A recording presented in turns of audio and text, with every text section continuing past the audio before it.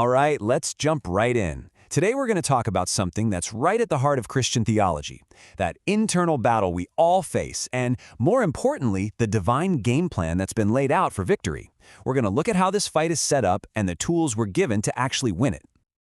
I mean, you know that feeling, right? It's that constant tug of war inside, where you want to do the right thing, but something else keeps pulling you in the opposite direction. It's a classic human struggle, and the Bible gives it a very specific name and a very clear battle plan.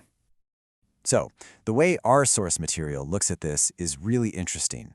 It calls this internal battle a war of appeals. This isn't just some random, chaotic conflict. No, it's a fight between two completely different strategies, each one trying to get our attention and influence, well, everything about us. And this right here gets to the heart of it. On one side, you have God's approach, which is holistic, it's comprehensive, it's aimed at the entire person. But on the other side, you've got this laser-focused attack that zeroes in on one specific vulnerability, what the scriptures call the flesh. Let's unpack that holistic approach for a second. God's work isn't a quick fix. It's a total renovation. It starts deep inside, in our spirit, where we're made new. From there, it moves outward to transform our soul, our mind, our will, our emotions. And finally, it even lays claim to our physical body, calling it a temple. The goal here is complete transformation, every single part of who we are. Okay, now we've got to get this next part clear because it's a big one, the word flesh. The original Greek is sarx, and it means so much more than just our skin and bones. It's talking about our fallen, self-centered nature, that part of us that's bent towards doing things our own way, a way that's naturally opposed to God. That's the real source of the conflict. And if you're wondering, okay, so what does that actually look like? Well, 1 John gives us this perfect snapshot. It's not the whole list, of course, but it nails the three main categories: what our bodies crave, what our eyes covet, and that deep-seated pride that says, I don't need anyone. This is the battlefield. So you've got this battle raging. What's the response? What's the game plan for victory? Well, the source material lays out this beautiful, incredible, divine system for not just fighting back, but for actually connecting with God Himself. Let's see how it's put together.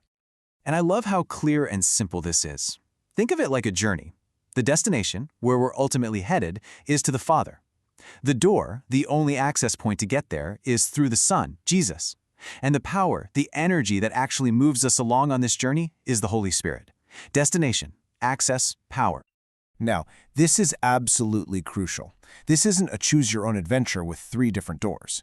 It's one single, seamless, unified process. The Father, the Son, and the Holy Spirit are all working together in perfect harmony to make this pathway possible for us. And then you get to this verse in Ephesians, and boom.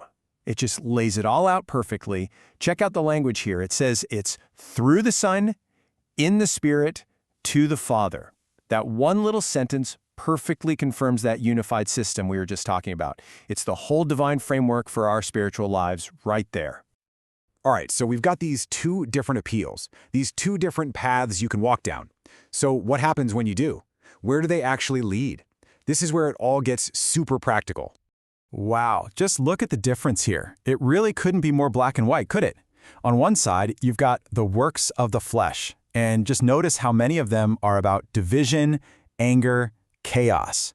Then you look at the other side, the fruit of the Spirit: love, joy, peace, patience. It's literally the difference between a life that's tearing itself apart and a life that's becoming whole. And here's a little detail that's actually a huge deal. It's right there in the grammar. The Bible calls them the works, plural, of the flesh. That suggests a bunch of different disjointed human efforts that end in division. But then it talks about the fruit, singular, of the Spirit.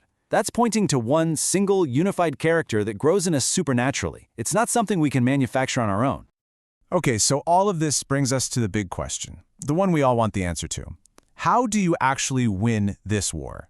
The strategy outlined in the source is, honestly, both incredibly simple and amazingly profound. Here it is. This is the core strategy. Notice what it says and what it doesn't say.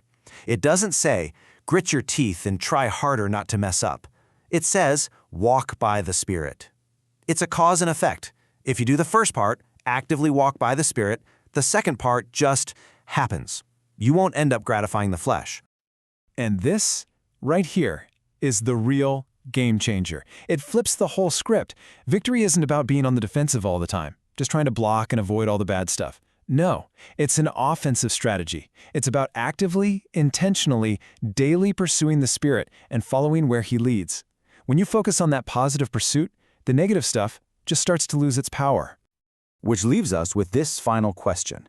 And this one isn't for me to answer, it's for you. After seeing all this, God's holistic plan, the unified work of the Trinity, the kind of fruit it produces, what does it actually mean to put one foot in front of the other and walk by the Spirit? For you, right now, today. That's a question really worth thinking about. Thanks for watching. Visit our website www.christthelivingtruth.com to learn more.